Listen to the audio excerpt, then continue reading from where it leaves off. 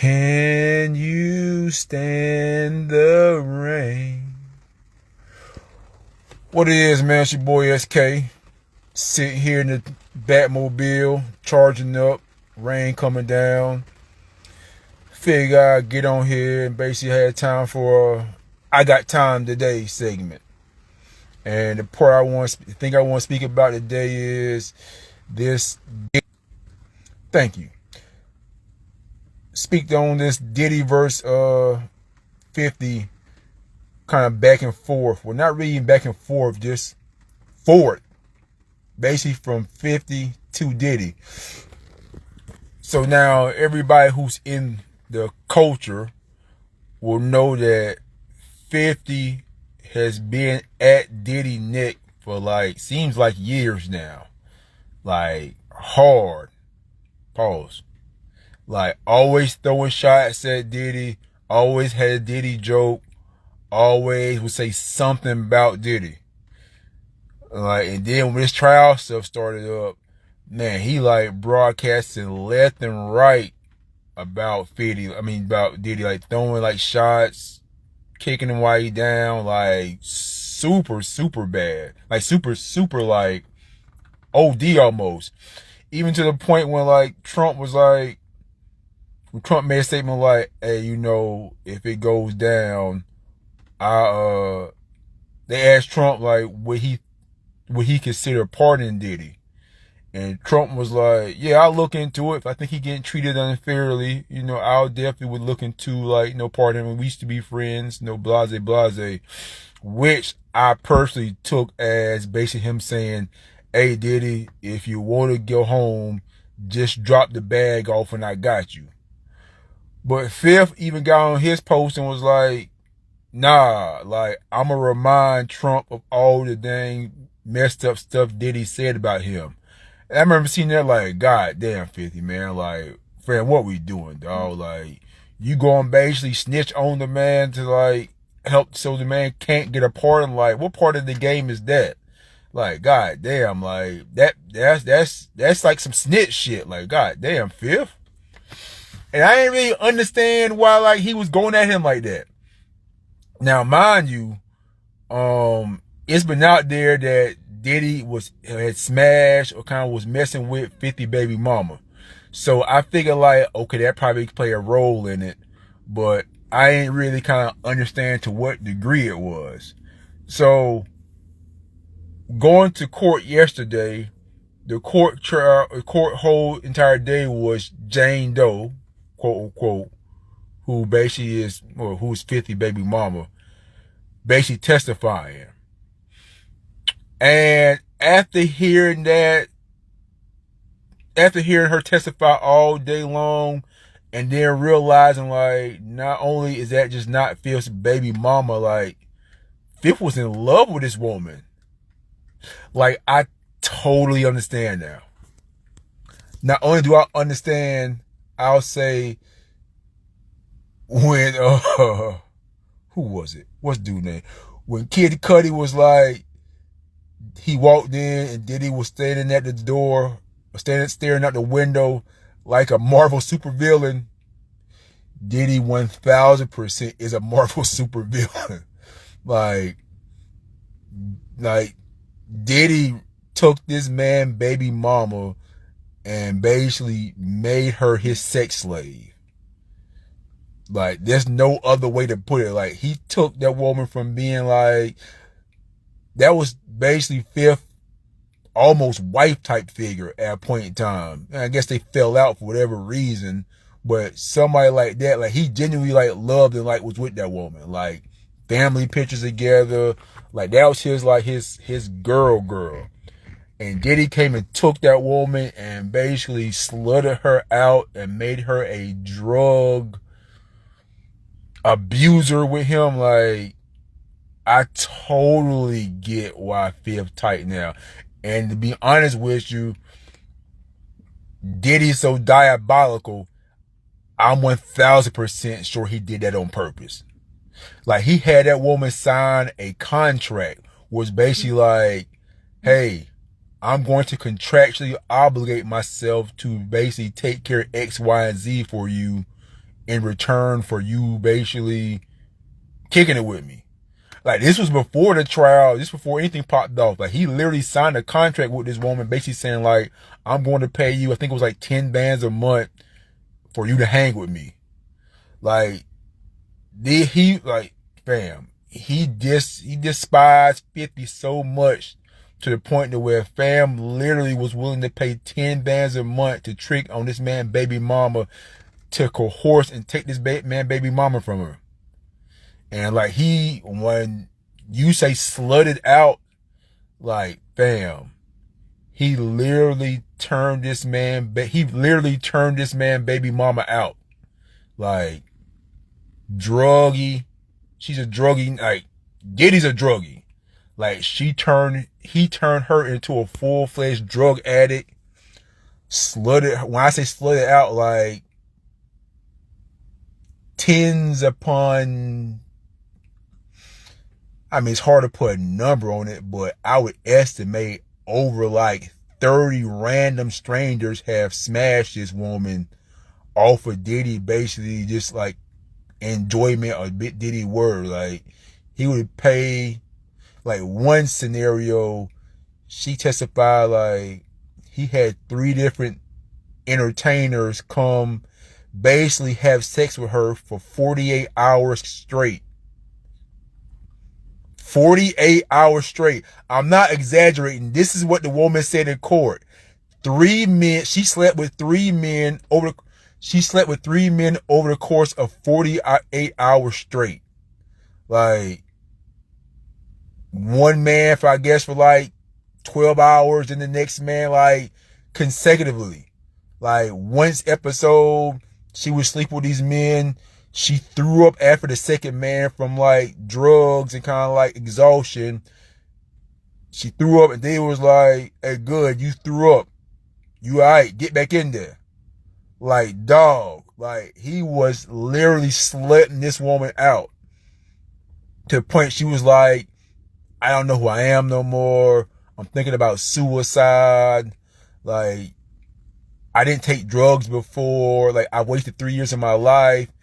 Like, this woman was basically just kind of like he just used this woman into the ground. And I don't doubt that it was 1000% to get at 50. Jesus Christ. Hold on, guess that's why he had. Yes. Let me tell you this. He was putting that baby oil to use. Like, whatever amount of baby oil he had, he was putting it to use. It wasn't no huge sex parties. I ain't heard nobody say nothing in court about, or say anything period about some sex parties where it was like multiple, like 25 or 30 people at a time doing nothing. No. This was all for Diddy and his personal enjoyment. Like, it was all for his own personal thing. Rug burn light. They don't know what that means. But yeah, it's just, man. Like, they playing at a level like that I can't comprehend. Like Diddy is a real life supervillain. Like, no bullshit. Like, I wouldn't want to run afoul of Diddy. Like, Diddy was really on some mob shit. Like, yes, he's swinging on another level. Like, she was like, they was having sex like 24 hours straight. I'm like, how? I don't understand how some women can be this weak just for almighty dollars. She was broke. Yes, disgusting is an understatement. Like, I think she did. Nah, she did not do that. Listen, she did not do this to get under their 50 skin. I am convinced. Like, a couple of times in her testimony, like, they couldn't say 50 name in court, but you knew who they was talking about. And she would be like, Diddy would say something about 50, and she would be like, why you bringing my baby daddy into this? Like, he got nothing to do with what we got going on. Like, she was basically kind of be like, it's like he has nothing to do with what we got going on type of thing. And that couple of times, Diddy was like, well, one time specifically, she was like, Diddy threatened her that if she didn't do what he asked her to do, or they fell out, whatever, he was going to basically send a video of their kind of escapades and send it directly to 50. Like, and she was like, hey, chill, chill, chill. Like, don't do that. Like, sis constantly was on, like, all the stuff Diddy did to her. It's the messed up part about it. All the crazy shit Diddy did to her, she on the stand now, when asked about it, was like, why do you do all this? Or why did you do this? Or why you do that? She was like, I was in love with him. Like, I love him. Like, sis was like really locked in. This wasn't no spite that she was doing herself. She was really on some, like, she was on some mind fucked, like, I love him. I want to please him. I want to please Sean. I love Sean. Like, she was with, like, all this shit about, what I had messed up was, I thought like her and Diddy might have had a fling or something like that. And then 50 might have been tight over the fling, with the case may be. No, this wasn't no fling. Like, she was Diddy, like, legit girlfriend number 2. Like, he was messing with her while he was with Young Miami, whoever else was. He was constantly on it now. Like, she was, and her whole thing was, the biggest beef she had was, she would see Diddy basically show, like, Young Miami or other girls, like, real love. Like, the one thing that really set her off was, okay, so I'll give you a scenario. They went to Miami, and she was like, Diddy promised to take her on a yacht ride or something like that. So let's say they was in Miami for 3 days, like 72 hours. She was like, they spent the first 48 hours doing a hotel. Like, Cassie called it free calls, but old girl was like, called it hotels, like a hotel visit, a hotel, whatever case may be. So they spent 48 hours doing the hotel. That means like her, Diddy, and some entertainers, that's what she called them, like, was all basically getting in for 48 hours straight. Then after 48 hours was over, they spent the next 24 hours basically like sleeping, recovering from the 48 hours. And then she went home. So they didn't do the yacht trip, whatever. So what happened was, she saw on Instagram that Diddy took Young Miami on the yacht trip that he promised to take her on. And that's what really set her off. Like, based on the way she's speaking in the damn testimony, she didn't have no problem really with doing none of this stuff because Diddy liked it and she was in love with Diddy. But once she felt like she was getting played, then she had a problem with all that shit. So that set her off. And then another time, like, she was like, what did she say? Damn. She was like, she saw a podcast with Diddy and Young Miami on it. And basically, Young Miami and Diddy was like, they had sex for 24 hours straight or something like that. And like, they did like they basically talking like just freely about what they had going on. And she was insulted like, oh, you out here like vibing with this girl openly, but like, I can't get like treated like a real person. Like, you only hit me up when it's time to do your freaky crazy fetish shit, but like, you got this other girl out here kind of like living it up with. Like, and that's what really set her off. Like, up until then, she seemed like she was totally cool with everything. And matter of fact, like, I guess reality was, if Diddy wouldn't have been moving so sloppy, she wouldn't have really been tripping like that. And so that's what kind of set her off between like, not really feeling the shit, not feeling it, whatever the case may be. But even after all that shit hit the fan, she was still kicking it with bruh. Like, she was literally going to New York to do a damn freak session with him the day he got arrested, and just didn't come because he got arrested. So like, she was constantly in this man's life. So Diddy constantly been on this girl. And matter of fact, for whatever reason, she had been like with the defense, kind of like helping them out up until April, and then she flipped sides. So I guess that my estimation was the government must have stepped to her and been like, hey, look, like, if you don't switch sides and do what we tell you to do, we gonna charge you with sex trap or like interstate prostitution, because she testified several times that basically that she contacted sex workers, booked them to come to wherever she was gonna come to, wherever they was at, and basically arranged everything. So, you know, you could conclude that Diddy probably gave her the money, whatever the case may be, but she made it clear several times that she initiated it. So I'm thinking like they probably came to her and be like, look, you play ball with us or we're going to take you down, or we're going to basically charge you. So she was like, at that point in time, she had this flip side. Now, she didn't say it's why she flipped sides in court, but I'm taking it that's probably why she flipped sides. They came to her because, like I said, like she testified that up until April, she was working with the defense on what to do. But yeah, man, like, I totally get now, Fifth. Like, I totally understand why, like, he been really at, this is crazy, you need to change your profession because you were natural. I totally get why Fifth is at Diddy neck. Like, Diddy literally took this woman that Fifth at some point in time was like in love with and basically slutted her out in front of his face. Like, I kept being like, hey, where this kid at? Evidently, 50 got like 50 got custody of this kid, cause we kept, me and my homegirl court was like where's the kid? Well, I was like, where the kid at? And I was like, why is she struggling so bad financially? Cause she kept being like, I didn't have any money, and I was tired of him holding stuff over me. But I'm sitting here like, fam, 50 Cent's your baby daddy.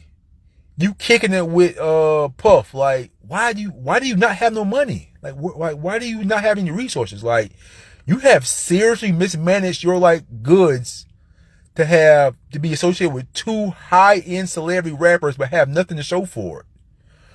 But yeah, like, it's wild.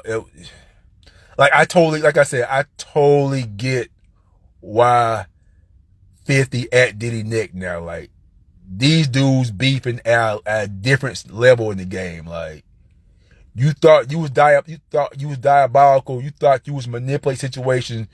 You got nothing on what 50 doing. Like, 50 is like Dr. Evil and Thanos rolling in one. Like, dog, like, he is a master sociopathic manipulator. Like, geez Louise, like, talking about at 50 neck with his woman. Like, so yeah, it all makes sense now. Like, I don't blame 50. Like, you snatched a woman I like loved at one point, who I got a kid with, and you have literally like slutted this woman into the world to like, so now my kid gotta have like, know that he got like a slutted out mom. Like, it's, ooh man, it makes sense now. Did he pretty much fell off the paint? Yes, shit. I mean, Diddy was putting her up. Like, he literally signed a paper putting her up. Like, hey, I'm going to give you this, and this per month for you kicking it with me. Like, he literally signed them papers. Like, it's literally documented. Did he ever tell her that he would help her get her kid back? Nah, they ain't never come up. Like, the only time the kid came up in the dialogue that I heard was basically Diddy was like, hey, where my Christmas present at? And old girl was like, I only had money to get my kids something. They couldn't say, like, she couldn't say the kid's name or 50's name, but she was like, I only got money to get him something. So that's when he was like, damn, you that broke? So yeah, like, he was like, you playing around with me. But she was like, that was the only time the kid itself came up in the conversation, other than why you like concerned, why you keep bringing up my baby daddy type of thing. Like, the kid never came up in any of the testimony. Like, no presence, like he wasn't around, so to speak. Like, it was all about just nothing. Like, he literally like stole this woman away from 50 and her son, and basically just slutted her out and turned her into a drug addict. And like, now 50 gotta look at this woman like he was genuinely in love with. And I'll say genuinely in love because like, Bam was posting family pictures with this woman and his kid together. Like, you ain't doing nothing like that if you ain't really feeling this woman. Like, I don't see 50, who is a person who like basically, I feel like sociopathic at times, or like lacks extreme empathy at times like that. Like, he ain't putting himself out there like that photogenically, like for somebody who he ain't fucking with like that. Like, that was legit his woman. And now you taking this woman who is the mother of my child and basically like to a degree held hostage and slugged her out. Yeah, 50 like doing what he can to be your own fam next. So yeah, I totally get it now. Famous hell of a joke. Nah, she wasn't doing it to be famous. Like, fam, I'm convinced sis was genuinely in love with Puff, and Puff, being the master manipulative, sociopathic gaslighter he is, just destroyed this whole woman existence. Like, she may have stepped to Puff with genuine intent, and Puff broke that woman down. Like, there needs to be a scientific study with how Puff broke this woman down and like manipulated this woman to what came about. Like, in my estimation, this job was way, I don't want to say impressive, but way more, fuck it. It was way more impressive than what he did to Cassidy. I say impressive because Cassie was basically a baby, like 19 years old when he got his hands on her. So like, as a grown multi-millionaire icon, who could manipulate a 19-year-old girl? But for you to manipulate a grown woman who already has a baby daddy who's wealthy and basically established icon, like, that needs to be studied. Like, that needs to be dissected. Like, geez Louise, like, man. So what made you go to court here in this series? How does this make you look at this? I mean, I'm just super invested in like the phenomenon. Like, this is like our generation's version of the OJ trial. Like, they have fam charged for RICO and sex trafficking. Now, mind you, I still have a hard time seeing where they gonna tie those two things in, like, tangibly. From my estimation, what they try to do is paint him as such a bad person that the jurors be like, you know what? I don't care about whether he did this stuff or not. He's guilty just because he's a terrible person. But I just don't see where they getting where they actually getting the fact that they gonna prove RICO or sex trafficking by the letter of the law. Because, like, all these women up here at some point in time who have basically been, quote unquote, sex trafficked, admitted that they was with the shits at some point in time. Like, that, they basically have all said, like, yeah, I wanted this time. Now, there clearly were times where they said they didn't really want to do it, and basically he strong-armed them into doing it.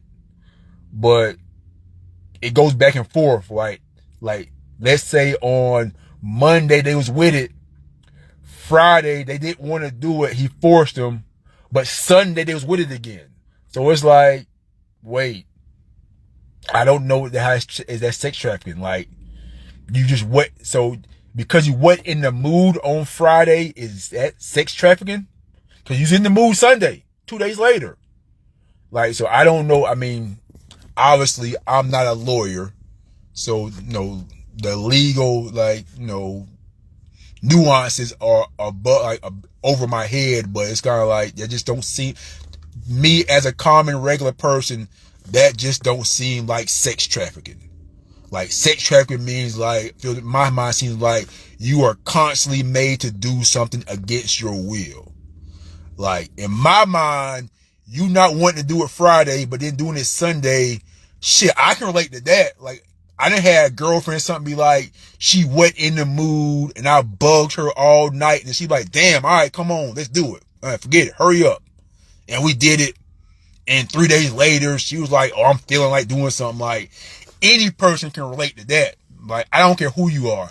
Like, every man who's been in a long-term relationship, every woman, I'm sure, has been in a situation where she's like, her husband or her dude was pressuring her to do something. She wasn't in the mood. Maybe she was tired or it was too early in the morning or something. And she was like, all right, damn, I'll do it. Like, Jesus Christ. Like leave me alone here. Damn. Like, so that, like, in my mind, like, that's what it feels like. Like, you just wasn't in the mood for the shits that day. But you was in between that time. You was definitely with the shits others days. But, yeah, dog. So, I mean, I just say I feel fearful. Like, yeah, fam, like, the man smutted out and completely destroyed the mother of your child who you was in love with. And, like, did it in front of your face. And it's like, damn, alright, like, checkmate. Now, you could say, if Diddy gets sent to jail or prison and gotta do a life sentence, then like, yeah, maybe 50 get the last laugh. But like I said, I took Trump's statement meaning that, hey, if you need it, just drop the bag off, I got you. Because one thing Trump has showed, he don't give a damn about public perception when it comes to shit like that. He gonna do what he want to do. Like, I'll pardon whoever I want to pardon. Like, Derek Chauvin, whatever dude name is, who killed Floyd, and Diddy, like, in my estimation, them two people he gonna pardon. Well, Diddy, if he get convicted. Like, if Diddy get convicted, I think I put my money that Trump gonna pardon him. I just see it coming. Like, Diddy, drop me $250 to my account, I got you type of vibe. And Trump ain't gonna give a damn what the Me Too movement nobody say. Like, he don't care. He said straight up, like, he was my boy. And matter of fact, I seen like, damn, what's that thing called? Damn. A Roger Bonds interview when he was like, yeah, like when Roger Bonds was Diddy's personal security guard, he was like, he remembered at least 5 times where basically Diddy and Trump linked up and like did like some major business together. Where it's basically like, and we put up on Trump, they pulled up on Trump, Diddy and Trump locked in for like a couple hours together and did whatever business they was doing, like multiple times. Like, it wasn't no high and by type of things. Like, they was really locked in. So Bam going home eventually, in my mind, one way or the other. Either he gonna like get, I don't think he ain't gonna get not guilty on everything, because he gonna 1000% gonna get convicted on that interstate like sex, interstate like prostitution. Like, he 1000% going down that. That's without saying. All this is federal. All his charges are federal right now. And he 1000% gonna get convicted on that interstate prostitution thing. That's 1000% gonna happen. Like, 1000% he gonna do that. But with that, I think he might get time served on that, or might get something where it's like time served plus some probation like type of thing. Like, that one don't carry as heavy as a handed sentence. The sex trafficking and the what's the other thing called? Sex trafficking and the RICOs would carry the weight. So, but yeah, that's what it is, man. That's just on my mind. I'm gonna tap in a little later on. I didn't go today, but I'm gonna damn check with my people who went and see what they said about happening with the cross-examination day. She got cross-examined today by Diddy team. It's probably gonna take all day for them to do it, but I'm gonna check with my people, see what they tell me, and I'll tap back in with y'all.